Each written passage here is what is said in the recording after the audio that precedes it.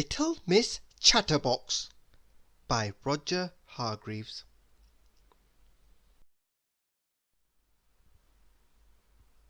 Little Miss Chatterbox talked more than a lot.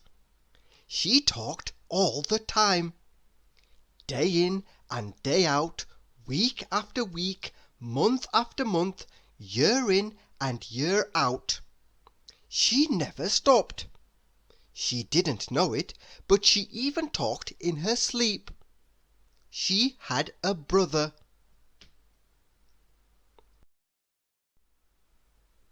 I bet you can guess what his name was, can't you?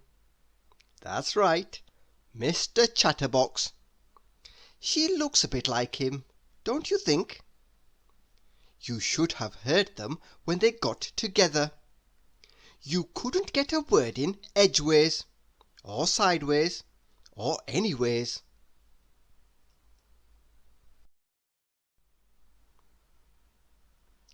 Have you ever heard about somebody being able to talk the hind leg of a donkey? Well, Mr. Chatterbox could talk both hind legs of a donkey, and his sister could talk the hind leg of an elephant. Now, this story is about the time Little Miss Chatterbox decided to get herself a job, which she did, in a bank, in Happy Land.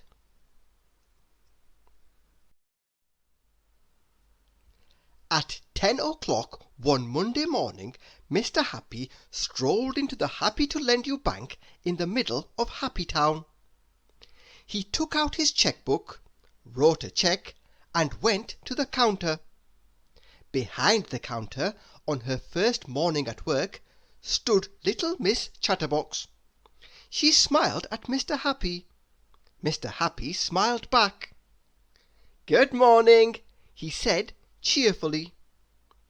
"Well," said Little Miss Chatterbox, taking a deep breath.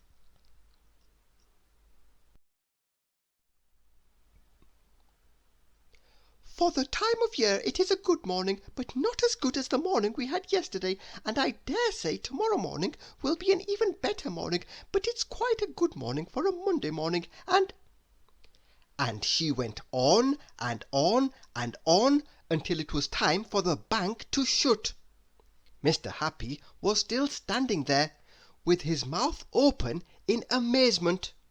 He'd been there for hours.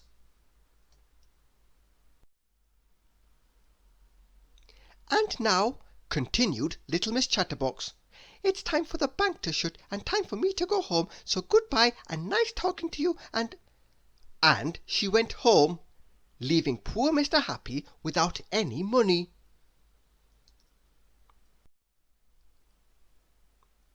The following morning she was fired.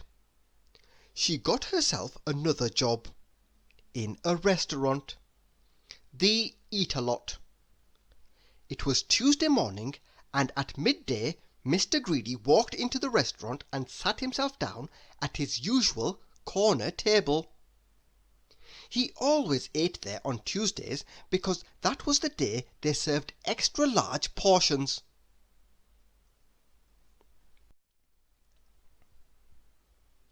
The waitress came up to take his order. "What's the soup of the day?" Mr. Greedy asked the waitress. "Well," said Little Miss Chatterbox, for she was the waitress, "the soup of the day is tomato, but we also have other soups on the menu, such as oxtail and vegetable and chicken noodle, but we have lots of other things to start with, such as—" And she went on and on and on, until midnight. Mr. Greedy was still sitting there, listening in amazement.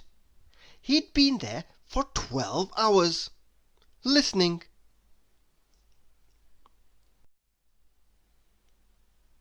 "And now," continued Little Miss Chatterbox, "it's time for the Eat-A-Lot restaurant to shut and for me to go home, so good-bye and nice talking to you, and she went home, leaving poor Mr. Greedy feeling rather empty.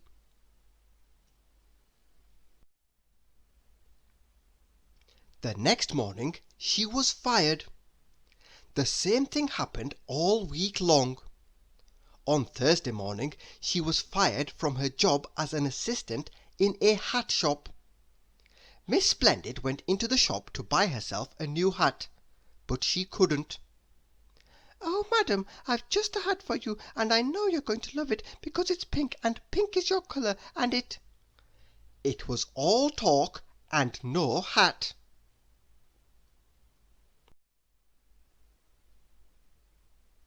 On Friday morning she was fired from her job as secretary to Mr Uppity.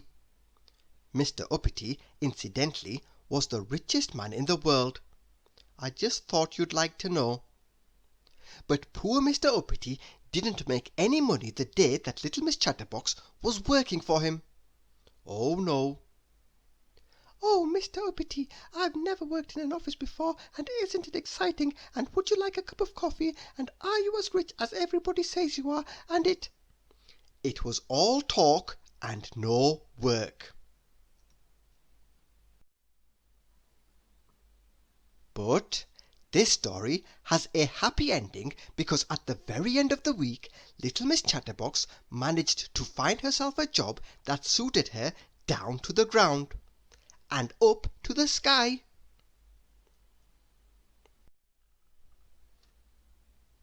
That Saturday evening Mr Chatterbox was at home in Chatterbox Cottage, which was where he lived.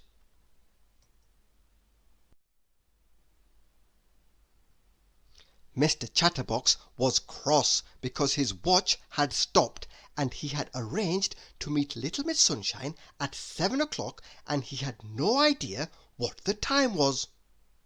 So he decided to telephone the speaking clock to find out what time it was. He dialed the number.